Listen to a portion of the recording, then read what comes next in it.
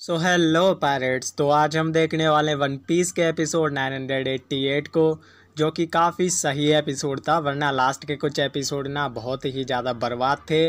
और finally the white beard pirate का commander वापस आ चुका है। अब तुम सभी समझ गए होंगे कि मैं किसके बारे में बात कर रहा हूँ। So let's begin. एपिसोड की स्टार्टिंग होती है किड से, जो कि सभी को कुत्तों की तरह धो रहा होता है। तो लूफी उससे बोलता है कि क्या बे, तुझे प्लान की चिंता नहीं है क्या? प्लान को बर्बाद करेगा। तो तुम सभी को पता है कि किड को प्लान की कुछ घंटा चिंता नहीं है। जिसके बाद ये दोनों लड़ने लग जाते हैं और वहीं जो जोरो किलर होते हैं वो भी तबाही मचा रहे होते हैं। तो जोरो इन दोनों से बोलता है कि हमें आपस में नहीं लड़ना चाहिए और हमें इस जगह से जल्दी निकलना चाहिए। यानी कि वो बोल रहा है कि हमें जल्द ही काइडो के पास जाना चाहिए। अब यहाँ पे फनी बात यह है कि जोरो लूफी किड से बोल तो रहे होते हैं कि अपने दुश्मनों को शांति से मारो, लेकिन वहाँ खुद को देखो यार, वो दोनों खुद मतलब शोर मचा रहे होते हैं। क्या ही बोलूँ यार मैं। एंड तुमको पता है कि ये कितनी ही कोशिश कर लें, ये शांति से तो जाने से रहे, तो ये अपना कंटिन्यू करते हैं, सभी को धो रहे होते हैं और आगे तो बढ़ ही रहे होते हैं ये। अब सीन आता है सांजी पे, जहाँ पे कि उसे एक भी लड़की मिली नहीं होती है। तो उसकी हालत मरे हुए कुत्ते की तरह हो जाती है, तुम खुद ही देख सकते हो। एंड किनेमोन बोलता है कि चलो अब हम इस ब्रिज को आसानी से क्रॉस कर सकते हैं, क्योंकि यहाँ पे कोई वुमेन भी नहीं है। तो इसका मतलब यहाँ पे कोई मैन भी नहीं होगा। समझ रहे हो तुम सभी? हाँ, समझ गए होंगे। एंड जैसा कि मैंने तुम सभी को लास्ट एपिसोड में बताया था कि नामी वगैरह जा रही होती हैं मोमेने सूके को बचाने, और ये किनेमोन की टीम बैटल पे फोकस करेगी। और चॉपर एंड उसोप भी इन सभी के पीछे चले जाते हैं टैंक लेके। लेकिन कैरेट सांजी को समझाती है कि अपने आप को संभालो, अभी हमें काफ़ी सारे दुश्मन मिलेंगे। लेकिन वो दुश्मनों के बारे में तो सोचता नहीं है, वो सोचने लग जाता है लड़कियों के बारे में। वो बोलता है कि मैं लड़कियों को खोजना छोड़ूंगा नहीं, मैं उन्हें खोजता ही रहूँगा। और तुम क्या ही उम्मीद कर सकते थे यार सांजी से। और वैसे सही भी है, जब तक सांजी ऐसी हरकतें ना दे, जब तक लगता ही नहीं है कि वो सांजी है। किनेमोन इन सभी से बोलता है कि जैसे ही तुमको कोई परछाई दिखे प्लीजर हॉल की विंडोज़ में, वैसे ही पानी में कूद जाना। और इन्हें एक परछाई दिखती भी है, वैसे ही ये सभी पानी में कूद जाते हैं। लेकिन चॉपर और उसोप होते हैं टैंक में, जिस वजह से वो वहीं खड़े रह जाते हैं, मतलब फंस जाते हैं। और जैसे ही विंडो ओपन होती है उसमें से निकलती है बिग मॉम, और चॉपर जैसे ही बिग मॉम को देखता है उसकी फटके हाथ में आ जाती है सच में। अब हमें दिखाए जाते हैं बिग मॉम पायरेट्स, जो कि उस झरने पर चढ़ रहे होते हैं और वही फालतू की बातें सोच रहे होते हैं कि कैसे किंग ने उन्हें गिरा दिया था। जिसके बाद बिग मॉम पानी में गिर जाती है। एंड ये सभी बोलते हैं कि हमें अपना असली मकसद नहीं भूलना चाहिए यहाँ पे आने का, जो कि है स्ट्रॉ हैट्स पायरेट को मारना या फिर उनसे बदला लेना, वही वगैरह वगैरह। लेकिन मुझे एक बात बोलनी है, ये सभी इस चूतिया सी लड़की को क्यों लेके आए हैं? ये क्या ही कर लेगी वॉर में? और ऊपर से ये बोलती है कि ये काइडो की फेवरेट बनेगी। एक तो इसमें ऐसी कोई बात नहीं है जिससे कि ये किसी की फेवरेट बन जाए, और ऊपर से इसको सभी का फेवरेट भी बनना होता है। अब मैं क्या ही बोलूं। अब इन सभी को एक परछाई दिखाई देती है आसमान में, जिसको कि ये किंग समझ रहे होते हैं। लेकिन वो किंग नहीं, वो किंग का बाप है, यानी कि the Phoenix, the white beard pirates first division commander Marco. आजकल मैं ज़्यादा ही संस्कारी वर्ड्स का यूज़ नहीं कर रहा हूँ क्या? बट यार मैं क्या करूँ, मैं रियल में ऐसे ही बात करता हूँ, तो तुम सभी एडजस्ट कर लेना, ठीक है? मार्को इन सभी से बोलता है कि जो मैंने अफवाहें सुनी थी एनिमल किंगडम पायरेट्स और बिग मॉम पायरेट्स के अलायंस की, आखिरकार वो सच हैं। जिसके बाद ये सभी इस पे मिलके अटैक कर देते हैं। लेकिन इनमें से किसी का भी अटैक मार्को को टच तक नहीं कर पाता है, और मार्को का स्वैग लेवल हमेशा हाई रहता है, और वो फीनिक्स ब्रांड अटैक से इन सभी की ब्रेड बना देता है। आई मीन इन सभी को वापस से नीचे गिरा देता है। और इन सभी की हालत तो मतलब ऐसी हो चुकी है ना, जैसे कि जो भी आके इनकी बजा देता है, मतलब जिसका मन करता है वो इनकी आके बजा देता है। एंड सामने से आ रहे होते हैं नेको, मोमोसी एंड इजो।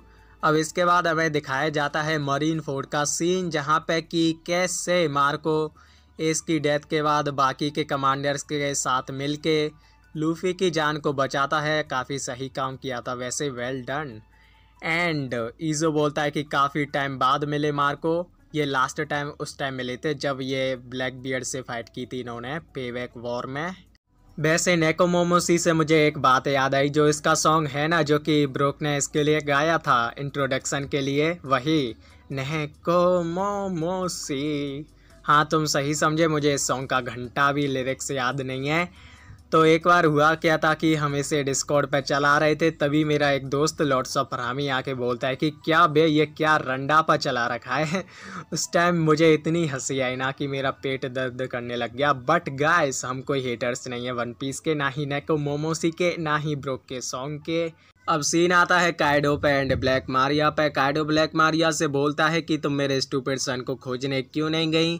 तो ब्लैक मारिया बोलती है कि उसको खोजने के लिए बाकी के तो भी रोपो मेंबर्स काफ़ी हैं, इसलिए मैं आपके पास हूँ। हाँ वो तो हमें दिख ही रहा है कि तू किस वजह से काइडो के पास है। एंड काइडो बोलता है तो चलो मज़े करते हैं।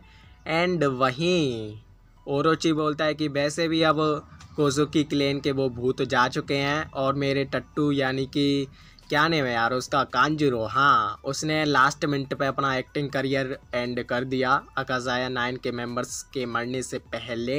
काइडो बोलता है कि तुम्हारा वो टट्टू काफ़ी ज़्यादा इम्प्रेसिव है, मैंने उसे लगभग मार ही दिया था जब मैंने ओडेन के खिलाफ बैटल की थी।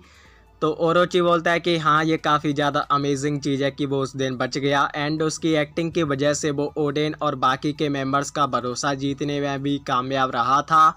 लेकिन काइडो बोलता है कि फिर भी ओडेन ने किसी भी समुराई मेंबर को उस लास्ट आइलैंड की लोकेशन के बारे में नहीं बताया जिसको कि रोजन ने खोजा था, यानी कि राफ्टेल या फिर लॉन्गेटेल जो भी तुम बोलते हो, लेकिन मैं राफ्टेल बोलता हूँ क्योंकि मुझे वही बोलना अच्छा लगता है। अब यहाँ पे आ जाता है कांजुरो जिसके हाथ में होता है मोमोनोसुके, जिसकी हालत इसने मार मार के झंड कर दी है और पता नहीं क्यों मुझे इस बच्चे पर तरस आ रहा है। हाँ अब तुम सभी बोलोगे कि कौन सा बच्चा ऐसी हरकतें करता है, हाँ नहीं करता है, पर चलो अब तुम गाली दोगे अगर मैंने इसकी साइड ली, तो चलो बोल देते हैं इसके खिलाफ ही बोल देते हैं थोड़ा बहुत। क्यों बे मोमोनोसुके सिंगल लॉन्डो का दिल क्यों जलाता है बे, तू ऐसी हरकतें ना दिया कर। अब सीन आता है लॉ की सबमरीन पे जहाँ पे कि इनको थोड़ी दिक्कत हो रही होती है क्योंकि यहाँ पे थोड़े स्ट्रॉन्ग करेंट्स होते हैं, लेकिन फिर भी ये जैसे ना तैसे करके इन सभी स्ट्रॉन्ग करेंट्स को संभाल लेते हैं। अब कॉल आता है इनुआराशी को नेकोमोमोसी का। तो इनुआराशी नेकोमोमोसी से बोलता है कि तुम अब इतनी लेट आ रहे हो, तुम्हें पता भी आज कौन सा दिन है। तो नेकोमोमोसी बोलता है कि हाँ मुझे पता है कि आज फायर फेस्टिवल का दिन है और द ग्रेटेस्ट बैटल का भी।